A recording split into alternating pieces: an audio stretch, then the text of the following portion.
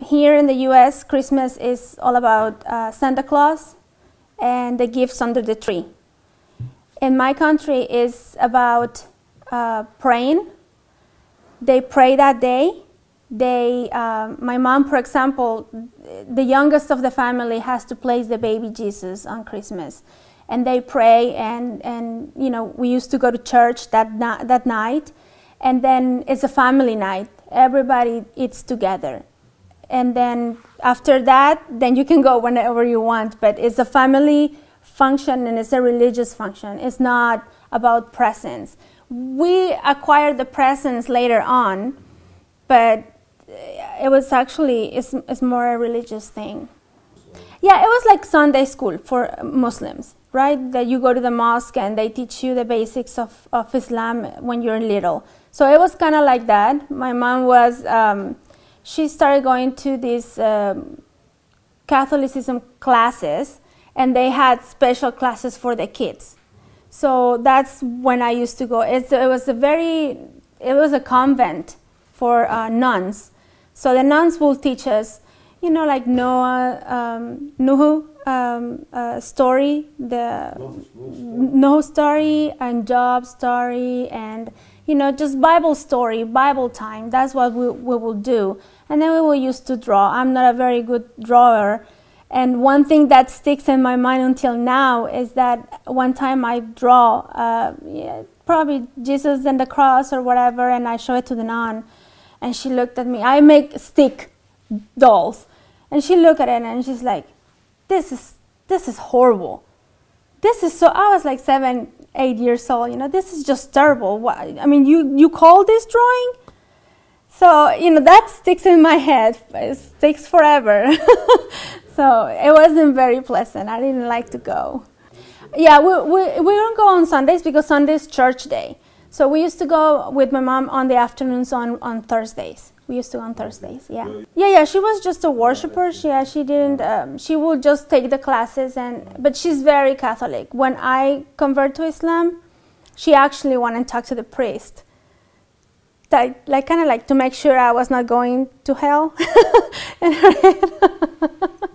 Okay, I went from the primary school to high school. I went to the same schools that my brothers went. So the elementary school was the name is Escuela de Guelatao. That was the school name. It's 6 years. Then from there I went to the middle school, which at this point they're all public schools. I never went to a private school. They're public schools, and it was called Escuela Federal, like federal school number 1, number 2. So I was in number 3. So that's where I went for the middle school. And the high school, it's called Colegio de Bachilleres, and it's also a public school. And in my country, public schools are very, very good. The system is almost as good as the ones here in the U.S. So they prepare us very good in primary school. And then after that, I went to college.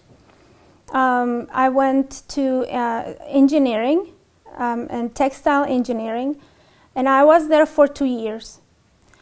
Between that time, also, I worked in a factory with one of my cousins. I was in charge of the lab, the tincture lab. They used to do the fabrics for the jeans, for Guess, Calvin Klein, all of these brands. They make them in Mexico, the fabric, and then they also put together the jeans in Mexico, and then they bring them to the U.S. to have them stamped with the brand name, and then send them back to sell them again. So I was working there, and I was going to college. So I worked nights, and I went to college during the day. That was the time when I met my husband. So I only did 2 years of college, and after that, in elementary school, the first year I was very smart. Let me tell you why I was very smart. Because my mom put me in a private kindergarten. So in the private kindergarten, they teach us how to do everything that you're going to do in first grade. So first grade, I was very good. My grades were very good, but my behavior was terrible because I was bored. So I will bother everybody. And then from there, I would say that I was like a, B, not so much A, maybe a B student. But see, in my house, my mom with 4 kids, at that time, 2 of them going to college, my education wasn't the priority. So, and in my country, now it's different, it's getting better, but at that time, women, like in many Arab countries, are, they're thought that you're just gonna get married and take care of the kids and take care of the house, so why would you put too much effort into school? So school wasn't something, prioritized. Cleaning the house was a priority, but, doing school chores and things like that was a second thing. So during middle school, I think it was more like the social thing to do, just be with the friends and starting wearing makeup. And I was always the tallest of my class. So I was not considered a bully, but people will not mess with me because I'm tall for Mexican standard. I'm tall. Here I'm average, but back home I was always from the tallest.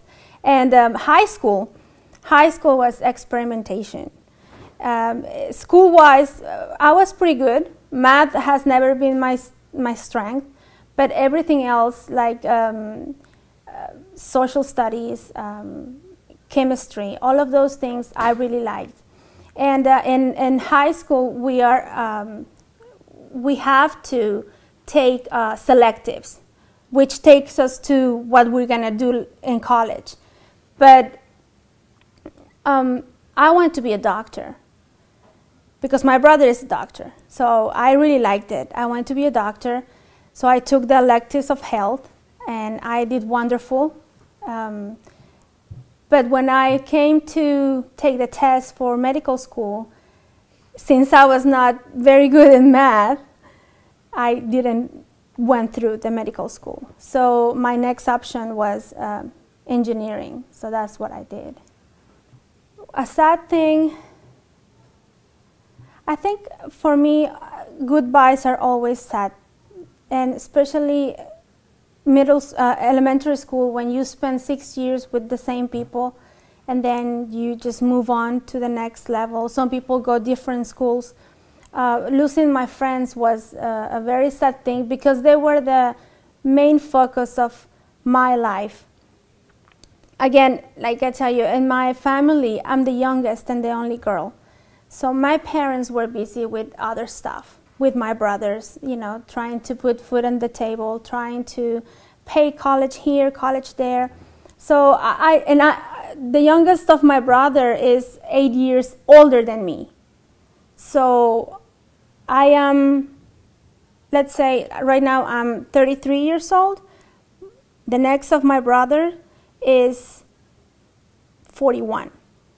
So I kind of grew up by myself.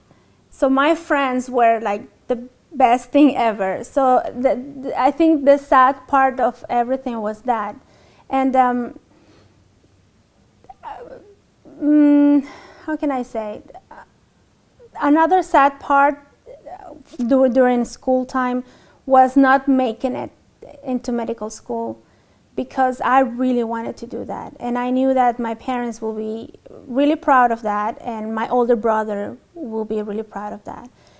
My older brother kind of acted like my dad.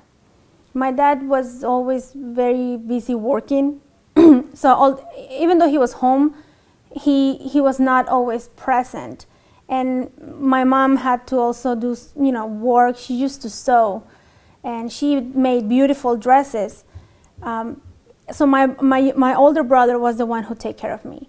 He will take me to parties, college parties. He will take me with him and his girlfriend. He will take me to do work with his friends.